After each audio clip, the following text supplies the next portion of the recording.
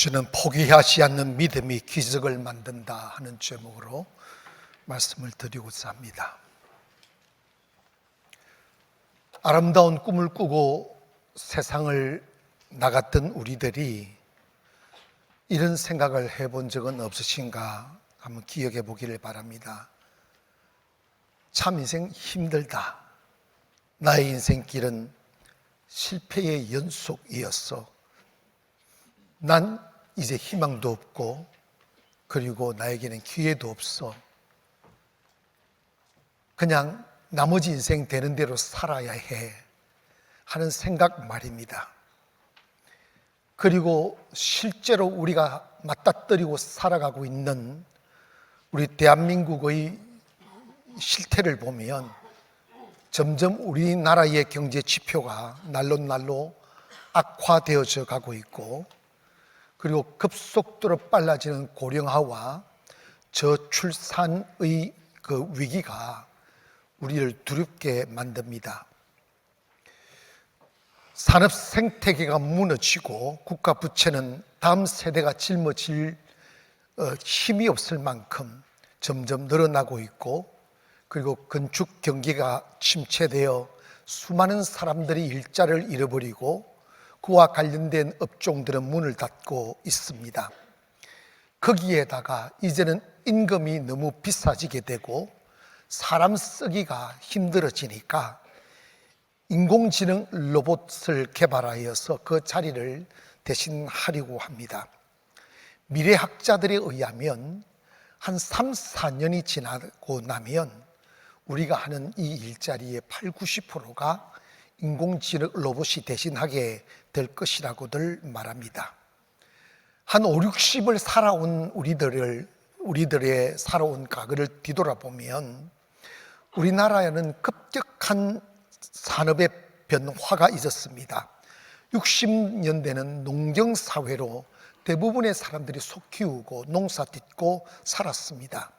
그러다가 80년도에 들어와서는 산업사회를 맞이해서 이곳저곳 공장을 세워가며 잘 살아보자는 구호 아래서 열심히 땀을 흘리고 농촌에 있는 많은 젊은이들이 도시로 몰려들어 방직 공장에서 일하고 제조업에서 일을 하며 그 열악한 환경 속에서 밤낮 가리지 않고 땀을 흘리며 수고하며 살았습니다. 그러다가 2000년도에 들어와서는 이제 정보화 사회가 되었다고 해서 컴퓨터가 도입이 되고 각 가정에 컴퓨터가 들어오면 286, 386 기억나죠?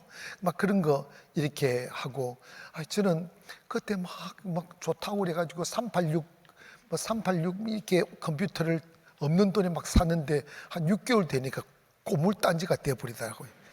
막 바뀌는 거예요. 그러면서 이제는 IT 산업이 발전돼 가지고 온 우리나라가 아마 세계 어느 도시보다 인터넷이 발전되어진 나라이지 않을까 싶었고, 이제 20년도에 들어와서는 인공지능의 시대가 되어서 이제 너무나 많은 사회의 빠른 변화가 일어나고 있습니다.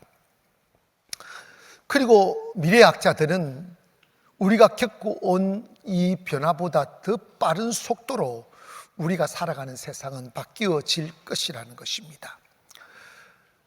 그러다 보면 그 전문 분야에서 기술이 있고 또 앞서가는 사람만 이렇게 부가 몰리고 그 외의 사람들은 가난하게 되는 사회의 양극화 현상이 극심하게 될 거라고 예측들 합니다. 그러다 보면 사회의 불만을 품은 사람들이 범죄를 저지르고 여러 가지 사회적인 문제들을 일으키다 보면 세상이 살 수 없는 세상으로 바뀌지 않을까 하는 염려도 많이 하고, 그 다음에 예전에 우리가 꿈같이 영화에서만 본 듯했던 아이로봇이라는 그 영화가 있는데 그거 보면 저도 텔레비전을 통해서 아이로봇을 봤어요. 세상에 저런 세상이 있을까? 오래전 영화인데 이제 인공지능 인간이 이제는 사람을 공격하는 시대가 올 거라는 거예요. 근데 여러분 기억하십니까? 로봇이 사람보다 지금도 이미 우리보다 똑똑하다는 거. 바둑을 이깁니다. 계산은 따라잡을 수가 없어요.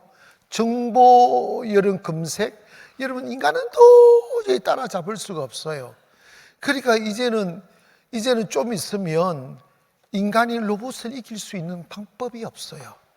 그러다 보면 세상은 온 천지가 로봇 세상이 되고, 여러분 지금 곰곰이 생각해 봐요. 사람들이 군비 경쟁을 하고 있는데 경제가 발달되고 잘 살게 되니까 나라마다 사람 죽일 무기 만드는데 어떻게 하면 한꺼번에 많은 사람을 죽일 수 있을까라는 무기를 잘 만드는 나라가 돈 버는 시대가 되어버렸습니다. 그런 인간들로 가득 찬 세상 속에 여러분 프로그램만 하나 쏙 집어넣어 버리면 될 일, 사람을 공격하고 자기가 기분 나쁜 사람, 죽이고 싶은 사람 지정해가 저 사람 죽이라고 명령 내리면 로봇가 죽이는 데는 너무 쉽게 죽여버려요. 쇳덩어리입니다. 여러분 주먹 가지고 쇳덩어리 못 이겨요. 그런 날이 여러분 멀지 않았습니다. 너무 부정적인 이야기를 제가 많이 하고 있어요. 여러분, 그러나 여러분, 제가 말씀드리고 싶은 것은 아무리 과학 문명이 발달하고 컴퓨터가 AI가 발달될지라도 이 세계를 운영하시는 분은 하나님이십니다. 하나님이 이끄시는 세상에는 두 가지 길이 있어요. 그게 뭐냐면 육의 길과 영의 길입니다.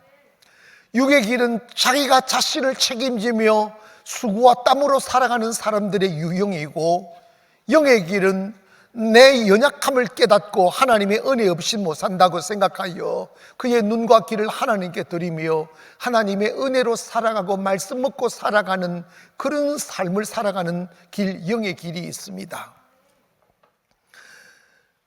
여러분, 세상에는 너무너무 거친 세상이 너무 많아요.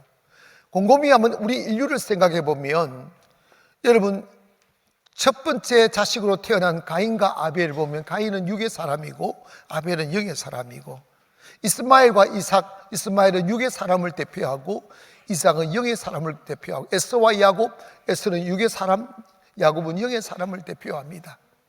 육의 사람은 거친 광야에서 정갈같이 주먹을 믿고 칼을 믿고 싸우고 죽이고 살아가지만, 그에 비해서 영의 사람들은 뭔가 좀 뒤떨어. 육의 사람이 볼 때 영의 사람은 좀 띠띠해. 싸움도 못하고 욕도 못하고 과음도 못 지르고 맨날 교회에서 저 눈물이나 짰었고, 그 육의 사람들은 자 봐봐, 에스보고 야 내가 이제 죽을 테니까 산에 가서 짐승 잡아가지고 진미 만들어서 나를 대접해서 나 기분 좋게 만들어주면 내가 네 축복해 줄게. 그러니까 에서는 딱 창과 칼 들고 산에 가서 멧돼지 잡으러 가잖아. 근데 영의 사람 이제 야곱은 뭐냐, 엄마 하고 집에 키우는 양을 잡아가지고 요리해가지고 갖다 드리면서 이렇게, 육의 사람의 눈으로 보면 영의 사람은 진짜 구질구질하게 느껴질 수도 있어요. 좀 무능력하게 느껴질 수가 있어요. 그런데 놀라운 것은 육의 사람은 영의 사람의 종이 됩니다. 그리고 결국은 영의 사람이 이기게 만들고, 육의 사람은 영원히 거친 세상 속에서 피 흘리며 땀 흘리며 칼을 쓰고 살다가 지쳐 누더기의 이름으로 세상을 떠나지만, 영의 사람은 나약하고 부족했는데도 불구하고 금빛 나는 옷을 입고 살며 부유 속에 살다가 하나님의 축복 속에 많은 사람들의 부름을 사며 존경이라는 이름을 가지고 세상을 떠나 주의 품에 안깁니다. 그게 영의 사람들의 비밀이에요. 오늘 우리 그리스도인들은 육의 사람의 길을 걸어가는 사람이 아니라 영의 사람의 길을 걸어가는 사람입니다. 육의 사람은 자기의 수고와 땀의 대가를 먹고 사는 사람이지만, 영의 사람은 하나님이 특별히 예비해 놓아 주신 은혜와 축복의 이슬을 머금고 살아가는 사람들이죠. 육의 사람은 살다가 내 앞을 가로막는 장벽들과 원수들과 그리고 그 높은 산을 내 힘으로 오르다가 지치고 짜증나니까 화내고 싸우고 그 스트레스를 이기지 못하여 병들고 그리고 살고 싶은데 사라지지 않는 죽음의 어둠이 그를 사로잡을 때 벌벌벌벌벌 떨면서 고개를 떨구며 마지막을 맞이하지만, 영의 사람은 여전히 우리에게도, 영의 사람에게도 문제가 다가오고 산들이 있고, 그리고 내가 해결해야 될 수많은 가시덤불들이 우리 앞을 가로막지만, 영의 사람들에게는 특혜 하나가 있어요. 그게 뭐냐면 하나님이 그 가시덤불을 제거해 주시는 은혜. 가만히 있을 때 제거해 주시는 것이 아니라 하나님을 의지하고 하나님을 신뢰하고 하나님의 시간을 기다리며 불안과 슬픔과 두려움 속에서도 결코 멈추지 아니하고 계속 하나님을 향하여 기도하면 하나님께서 역사하사 잠자고 나니까 원수가 사라지고 잠자고 나니까 가시덤불에서 꽃이 피고 엉겅퀴에서 아름다운 곡식들이 열려있는 기적들이 있는 거예요. 창세기 26장에 가보면 이삭이 가뭄을 만나게 되었어요. 그래서 그 가뭄이 임한 그랄 땅에 살 수가 없으니까 1년 내내 물이 있는 애굽으로 내려가서 농사 지으며 살려 할 때 하나님이 너가 배부른 것보다 믿음 지키는 것 더 중요하니 그냥 애굽으로 가지 말고 가뭄이 든 그랄 땅에서 농사 지으며 살아. 이해가 안 되죠. 비가 오지 않는 날에 씨를 뿌리면 씨가 나지 않는 게 뻔히 알면서도 이삭은 하나님의 말씀을 듣고 그랄을 떠나지 아니하고 씨를 뿌려 농사를 지었어요. 도대체 어떻게 된지 모르게 성경은 이렇게 말씀하고 있습니다. 그 해에 이삭이 100배의 수확을 얻어 거부가 되었더라. 이거는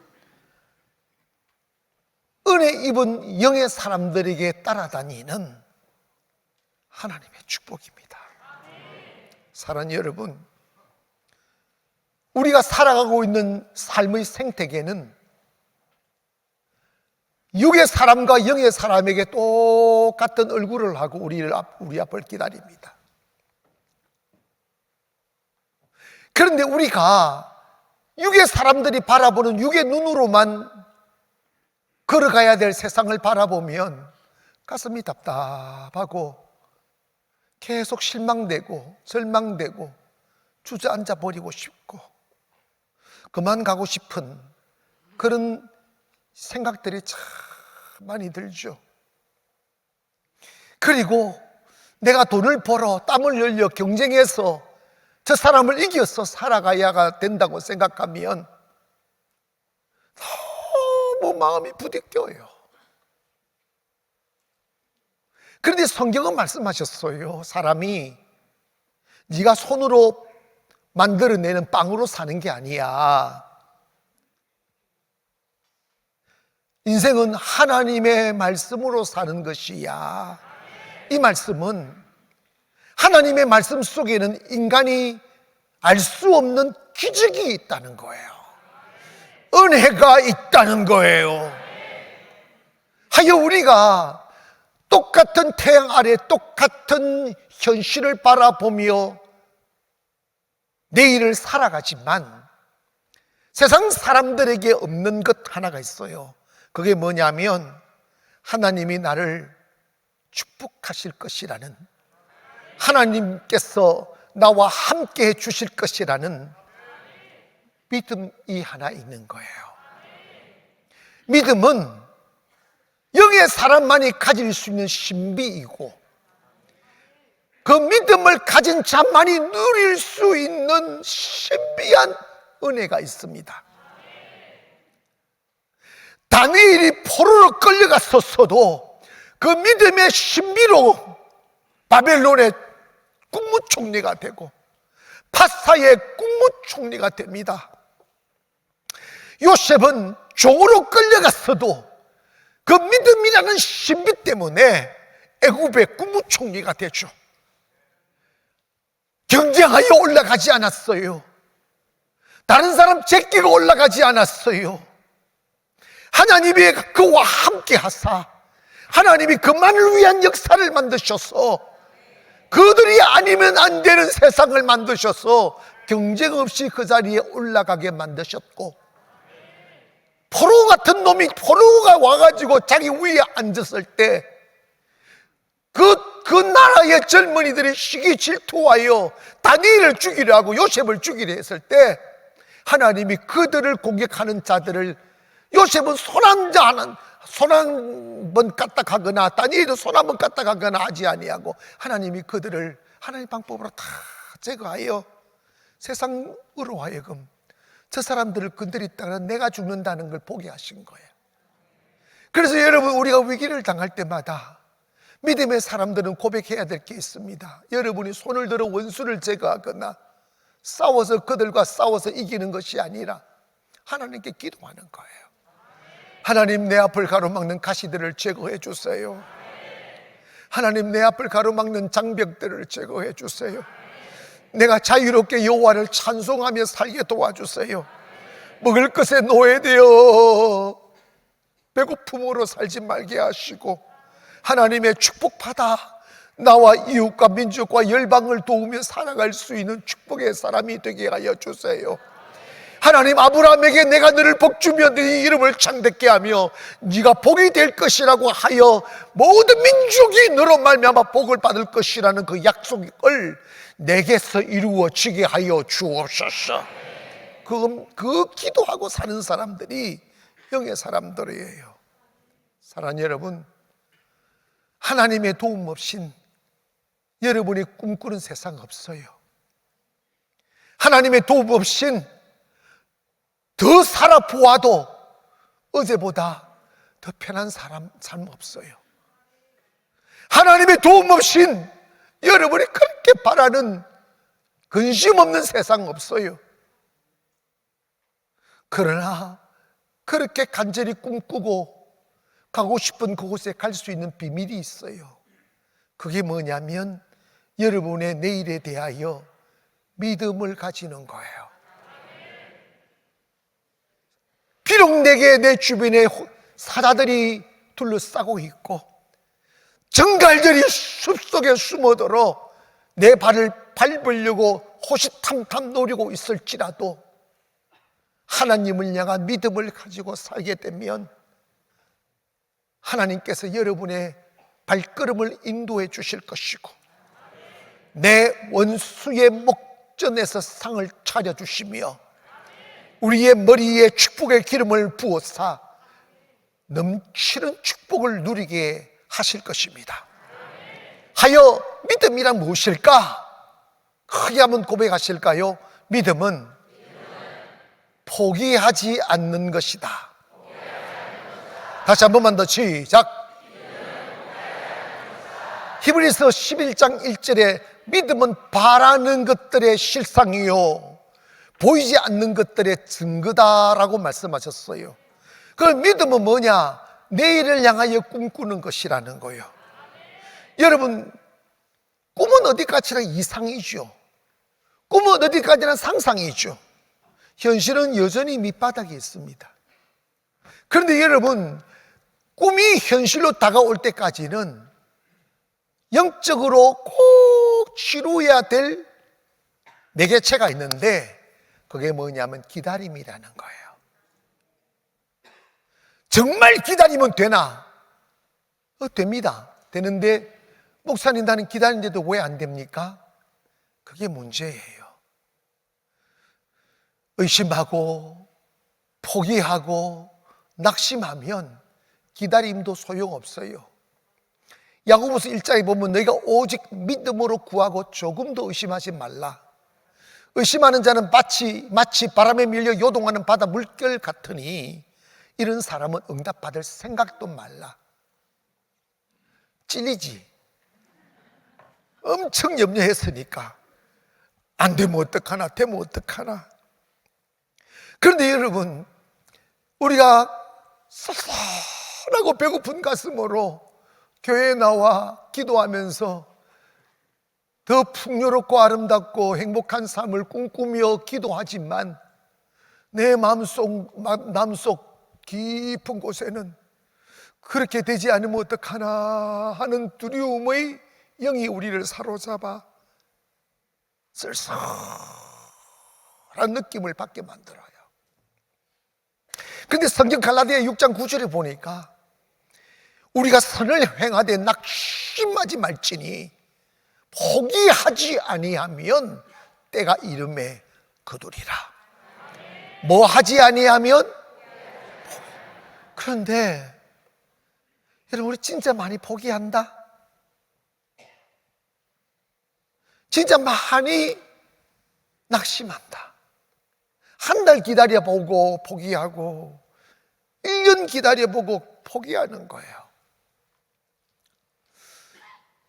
여러분, 하나님 오늘 비 내려주세요.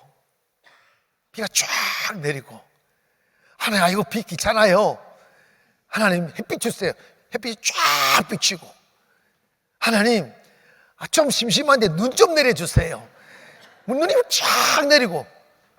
여러분, 모든 사람이 그 소리에 하나님 역사한다면 세상은 뒤죽박죽이에요.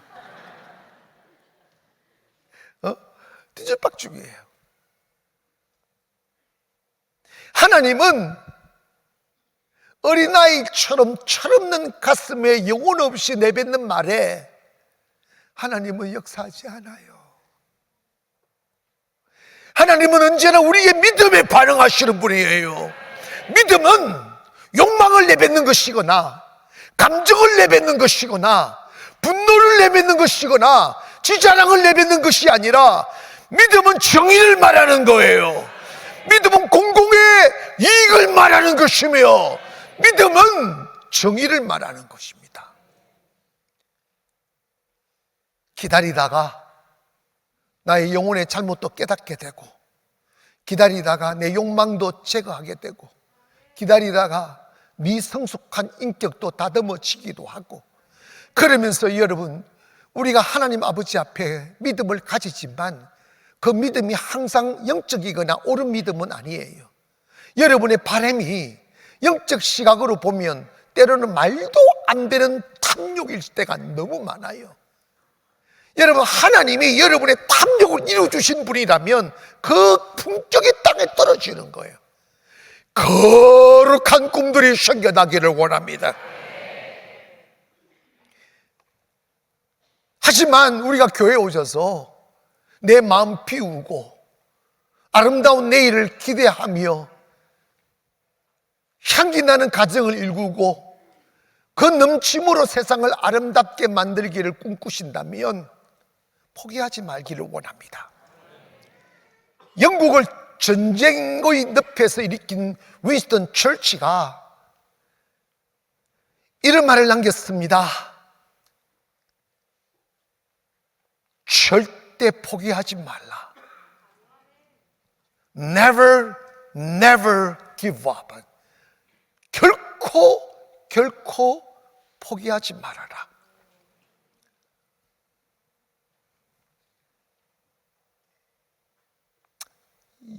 영국과 유럽의 종교적인 타락으로 인하여 교회가 무너지고 영적 질서가 무너질 때 다시 하나님께로 돌아가자고 종교개혁을 외쳤던 마르틴 루터는 많은 사탄의 저항을 받았어요.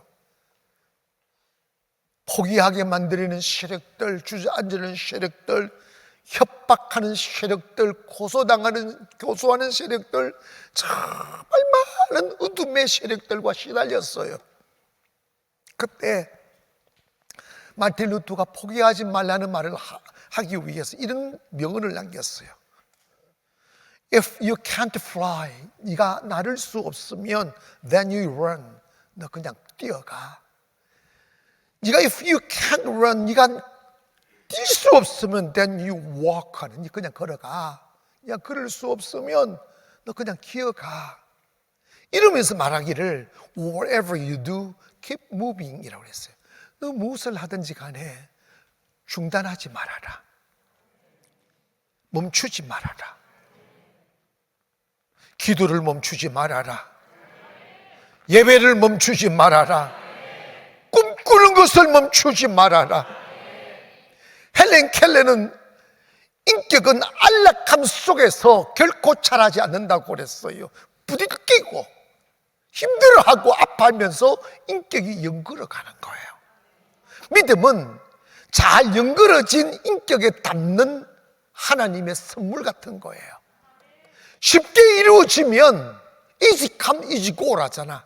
쉽게 오면 쉽게 가게 되어져 있어요. 아름다운 것일수록, 귀한 것일수록 차근차근 다져가며 세워가는 거예요.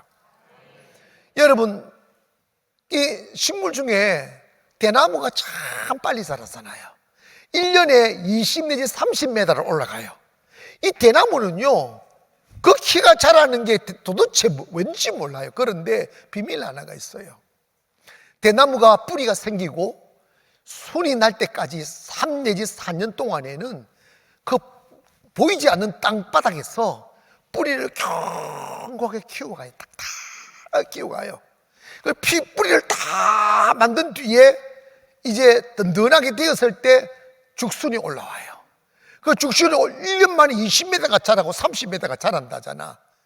그러니까 믿음의 세계도 똑같아요. 하나님의 축복이 처음부터 쑥쑥 올라오는 게 아니고 여러분 오랜 기다림을 통해서 믿음을 다듬고 인격을 다듬고 더러운 성격도 다듬고 아멘. 머리 감았다고 이쁜 것도 아니고요, 향수 뿌렸다고 향기로운 게 아니에요. 인격은 다듬어줘야 돼요. 편안하게 산 사람일수록, 사랑받고 산 사람일수록 모질진 않지만 세상을 이겨가는 힘이 부족해요. 스트레스를 이겨낼 수 있는 영향력이 부족하다고. 그런데 여러분, 우리가 예수 믿는다는 건 내 혼자만의 삶도 버거운데 교회에 나와 은혜 받고 하나님을 만나게 되면 나만을 위한 이기적인 삶을 버리고 내 삶에 주변을 받아들이고 이웃을 품고 열방을 품는다는 것은 더 많은 사람을 품는다는 거잖아. 그러면 얼마나 마음이 부딪히고 힘들겠어요.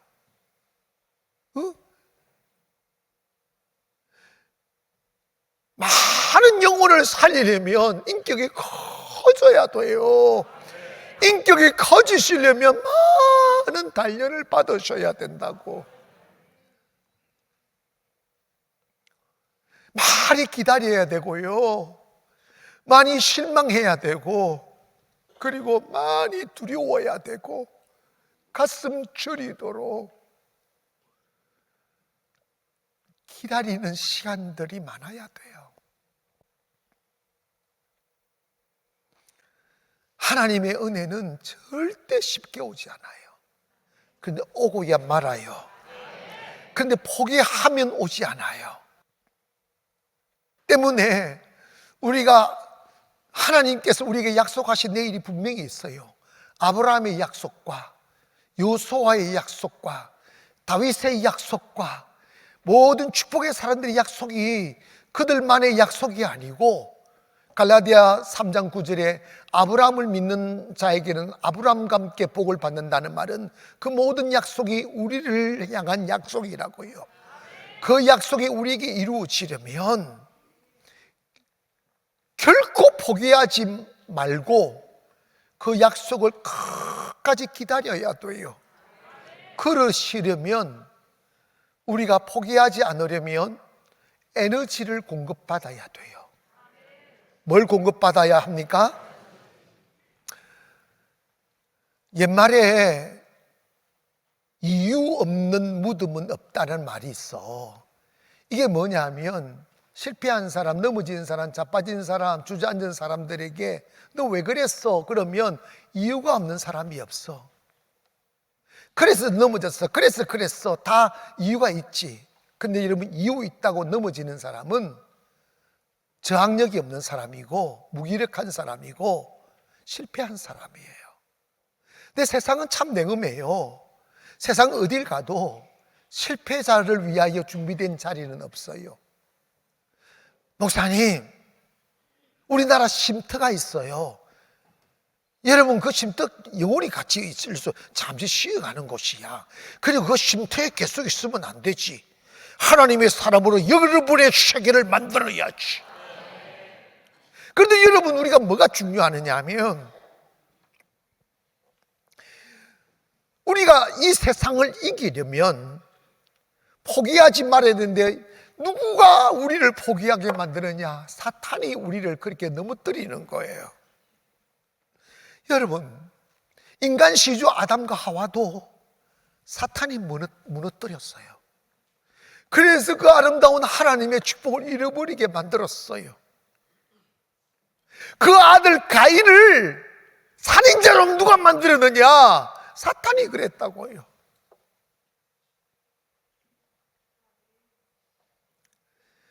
여러분, 예수님이 공생에 사시려고 직전에 40일 금식을 했는데 사탄이 찾아와 예수님을 예수님까지도 넘어뜨리려고 하는 게 사탄이에요. 예외가 어디 있겠어요?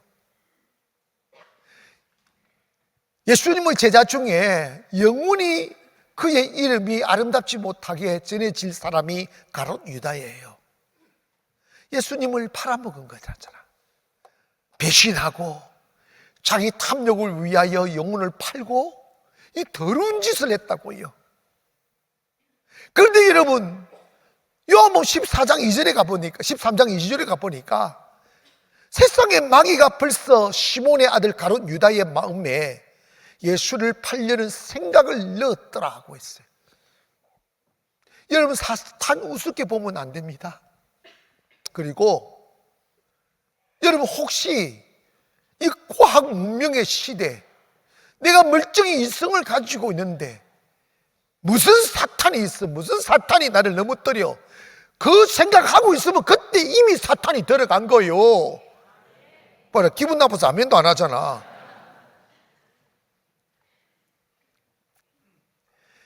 여러분은 사탄을 이겨내야 됩니다. 사탄이 주는 생각을 거부해야 돼요. 가롯 유다가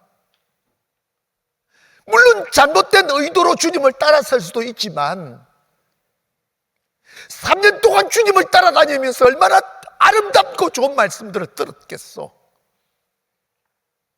최소한 가룟 유다에게 스승을 팔고 자신의 출세를 위해서 예수님을 팔면 안 된다는 정도는 생각했을 거라고. 그런데 여러분, 사탄이 예수님 팔아서 니 출세하라고 하니까 그 탐욕을 못 이겨서 예수님을 팔아먹었는데 그의 끝자락이 어떻게 됐습니까? 사울왕은 죽음과 몰락이었고 가룟 유다는 목매다 달아 떨어져 창자가 나뭇가지에 배가 터져 창자 끌어 죽어서 잘 살았냐고. 마귀는요, 죽이고 빼앗고 멸망시키는 것 뿐입니다. 사랑하는 여러분, 우리가 우리의 꿈들과 믿음을 포기하지 않으려면 힘을 얻어야 돼요. 사탄은 너 그만 가, 너 힘들었지 않느냐, 뭐 한다고 인생을 그렇게 치열하게 살아, 그냥 편안하게 살아, 옆집에 그 사람들 봐봐라, 맨날 놀러 다니고 살지 않니, 그래서 다 살지 않니, 이러면서 편한 삶을 동경하게 만든다니까. 그 사람은 동에 가서 싸우고 와. 어? 오다가 차 밀린다고 싸우고, 집불도 돈도 없으면 차 밀리니까 기름값 든다고 싸우고, 아내가 오지 말자고 해놓고 저기 고생해 차 안에서 싸운다? 못 봐서 그렇지. 마귀는요, 정말 거미 같아요. 밤새 그 나무와 나무 사이에 거미줄을 쭉 왔다 갔다 하면서 거미줄을 다 동그랗게 착착착착 다 쥐놓고 탁 켜가지고 나무 잎새 뒤에 다 순망을 봐요. 아침에 동이 터서 나비, 매미, 잠자리, 곤충들이 햇살을 머금으며 좋다고 그 이슬맞은 추운 몸을 털어내고 햇살을 맞으며 날아다니면 그 거미줄이 잘 안 보이니까 그게 탁 걸려요. 걸리면 이게 거미줄이 좀 찐득하니까 사람은 떨어질 수도 있어요, 이렇게. 그런데 거미줄이 찐득 거리니까 매미가 좀, 이게 매미가 돌진적이야. 소리도 매매매 하잖아, 기분 나쁘게. 여름에 매미 진짜 막 짜증내는 거 하잖아. 나는 것도 돌아다니는 것도 막 단련되어지지 않는 그런 것 같아. 팍 하다가 거미줄 중간에 탁 걸리면 매미가 하는 거예요. 거미 들들들 떨리니까 나뭇가지에 탁 숨어있는 거미가 총알처럼 다가와요. 팍 날아와가지고 떨어져 도망갈 수 없도록 매미를 총총총총 감아요. 매미가 처음에는 이쪽 한쪽만 있으니까 하다가 감기면 하다가 완전히 그러다가 힘이 쭉 빠져요. 힘이 쭉 빠지면 매미의 연약한 부위, 겨드랑이나 눈이나 이렇게 그 코나 이런 데다가 촉수를 푹 찔러 넣어서 살아있어 산채로 그 안에 있는 내용물을 쪽쪽 빨아먹으면 매미는 처음에 이러다가 한 1분 지나, 한 2분 지나면 그냥 멍해져요. 그래서 제가 곰이 보다가 거미가 커. 그때 그런 거미는 배가 불룩 해가지고 슬슬 걸어서 있던 자리로 가더라고. 그리고 제가 매미를 손으로 잡아봤더니 이게 매미가 딱딱한데 이게 내용물이 빠지니까 퍽석하고 주저앉더라고. 그래서 내가 나뭇가지 하나를 잘라서 거미를 이렇게 잡았어요. 근데 이런 거 보면 마귀가 더 거미 같아요.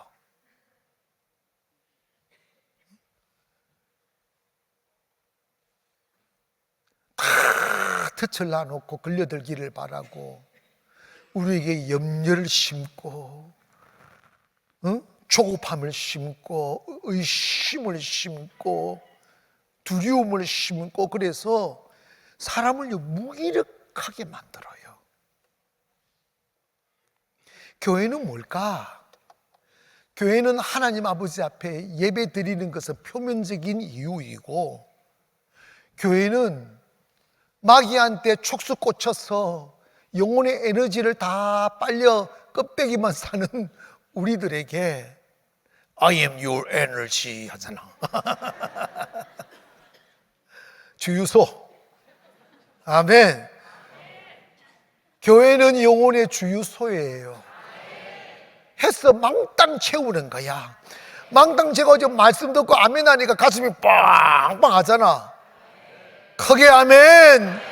여러분 있지 않습니까? 사람이 꿈을 꾸고 세상을 걸어가다 지치지 않을 수 있는 길, 실망하지 않는 길, 포기하지 않는 길은 매일 주님 앞에 나와서 에너지를 공급받아야 돼. 그래서 사람이 떡으로 사는 것이 아니고 하나님 입에서 나오는 말씀으로 사는 것이다. 본문 말씀의 40장 29절 보니까 피곤한 자에게는 능력을 주시며 무능한 자에게 힘을 더하시나니 소년이라도 피곤하며 곤비하며 장정에 넘어지며 자빠지되 오직 여호와를 앙망하는 자는 새 힘을 얻으리니 독수리가 날개치며 올라감 같을 것이요 다른 박질나여도 곤비하지 아니하겠고 걸어가도 피곤치 아니하겠다. 그랬어요. 교회는 영적 충족소예요. 교회 와서 은혜 받고 기도하면 탈진했던 영혼이 다시 일어나면 문제는 해결됩니다.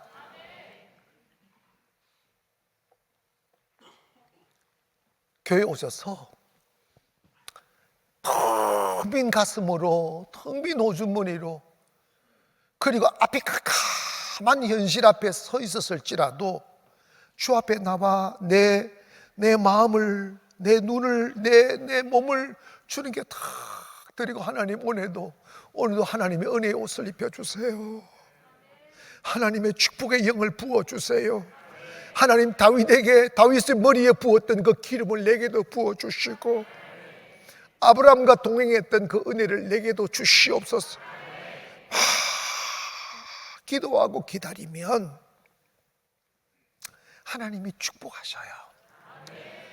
여러분 있지 않습니까? 이 말씀을 목사의 말로 듣지 말고 한 인간의 고백으로 들으시기 바랍니다. 하나님 찾고 하나님과 동행하면 하나님의 축복이 있어요. 저도 참 많이 지쳐봤습니다. 많이 쓰러져 보았고, 그리고 살고 싶은데 살 수 없는 환경 속에서 한숨 쉬우며 쓸쓸하게 밤을 맞이하고 쓸쓸하게 아침을 맞이해 본 적이 너무 많아요. 나는 그때 내가 돈이 없어 그런가 싶었어요. 하지만 그래서 내가 하나님 나에게 돈 좀 달라고 기도했어요. 하지만 주님은 돈을 주시지 않았어요. 그 아무것도 없는 세상인데 돈도 안 주는데 안 굶어 죽어요. 그러니까 다 죽지 않을 만큼만 주셔요. 아멘. 사는 것도 아니고 죽는 것도 아니고.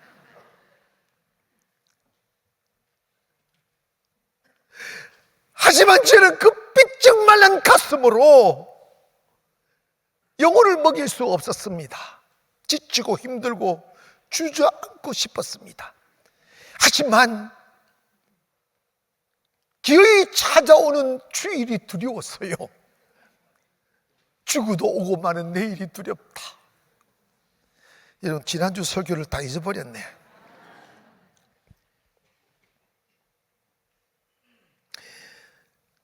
염려가 끝나지 않고 걱정이 떠나가지 않고 내 이성과 육신의 눈으로 보니까 빈손 들고 시작한 인생이 뭐 이렇지라는 생각이 드니까 서글퍼지는 거예요. 근데 여러분, 그러다가 내 영적 상태를 한번 돌아봤어요. 나는 목사인데 왜 염려하고 있을까? 성경은 무엇을 먹을 입을까 염려하지 말는데 왜 나는 의식주를 염려하고 있을까? 곰곰이 이렇게 저렇게 다 생각해 보니까 제가 제 마음과 영혼의 상태가 반은 세상을 의지하고 있고 반은 주님을 의지하고 있더라고요. 여러분, 하나님의 성격은 아싸라신 분이에요. 뭐 하신 분? 하나님의 초대교회 7개 교회 중에 가장 강도 높게 책망한 교회가 라오디게아 교회예요. 라오디게아 교회의 모습이 뭐냐면 뜨겁지도 않고 차갑지도 않다, 미직지근하다. 그래서 내가 토해내고 싶다 하는 말씀을 하거든요. 하나님이 제일 싫어하는 것은 양다리 걸치는 거예요. 거기에 아멘. 그래서 주님 딱 말씀한, 네가 믿으면 믿고 말리면 말아버리라. 여러분, 근데 제가 어릴 적부터 교회를 다녔지만 정말 진심으로 하나님 아버지 앞에 올인 해본 적이 없더라고요.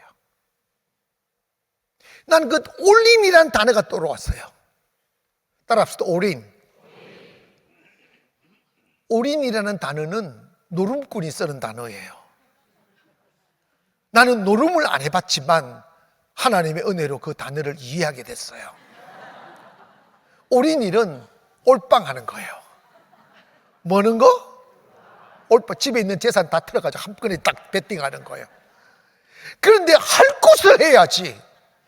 거기 하면 노름에 올인하면 인생 끝난다. 주님께 올인하는 거예요. 주님도 나를 위하여 올인하셨는데 나는 왜 주님께 올인할 수 없을까 생각해 보니까 마귀한테 끌려다닌 거예요. 마귀가 주는 염려 털어내지 못하고 근심 털어내지 못하고 언제나 현실 보고, 그러니까 영적인 자유도 없고 세상과도 자유가 없고 미식지근한 거예요. 그래가지고 그때부터 매일 예배를 드린 거야. 그리고 코로나 때도 쉬지 않고 예배를 드리고 지금도 예배를 드리다 보니까 또 좀 살다 보니까 양념도 좀 필요하잖아. 좀 심심하니까 50일의 기적이라는 걸 만들어가지고 1년에 2번 50일의 기적 하는데, 50일의 기적은요 천지가 개벽하는 집회예요. 인생이 바뀌어요. 아멘. 삶이 바뀐다니까. 그리고 이번 50일, 그 50일의 기적을 우리가 송도 관함교회 시작해가지고 2024년도 12월인가 시작해서 지금 24기가 끝났어. 50일의 기적을 24번 하고 지금 25번째 하는 거라고. 내가 이렇게 말씀을 드렸는데도 나는 못 나와 그러면 사탄의 촉수에 꽂힌 거야. 인생 바꾸세요. 저는 하나님 앞에 사랑을 드리고 시간 들여서 너무 제 인생에서는 누릴 수 없는 축복과 영광을 누리는 거예요. 여러분 이거 있지 않습니까? 하나님은 사랑이다. 하나님께 올인하는 거. 근데 처음에는 내가 누가 50일 동안 나올까 했는데 요즘 많이 나와. 왜 나오냐 했더니 처음에는 내가 할 수 있을까 했는데 한 번 나오니까 또 오고 싶어지더래. 행복해서 오면 되잖아. 또 오고 싶어지고 또 오고 싶어지고 또 오고 싶어지는데 너무 행복해하대. 이 시간만 기다려지는데 50일이 없으면 나는 자살할 것만 같대. 여러분 이렇게 군부를 때도 밥이 안 익으면 그 쌀이 썩은 거야. 아니에요. 여러분 인생 바꿉시다. 축복 속에 한번 살아보자고.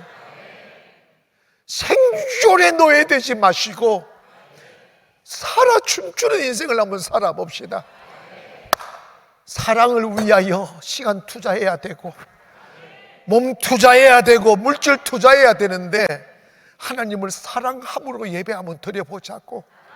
그러면요 하나님이 내가 지금까지 20여 년 이상 받아온 축복은 그전에 전혀 없던 축복들이었어요.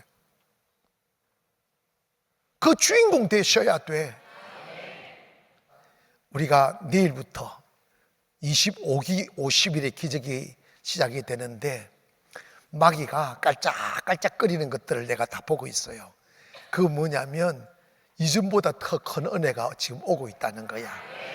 그런데도 안 오면 이제 내일이 있을 수도 없어. 이번 50일의 기적의 주제가 뭐냐면 나에게도 내일이 있습니다 하는 거예요.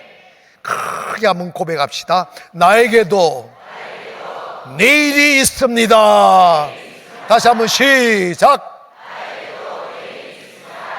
가장 아름다운 내일의 주인공 되기를 주의 이름으로 축원합니다. 기도하겠습니다.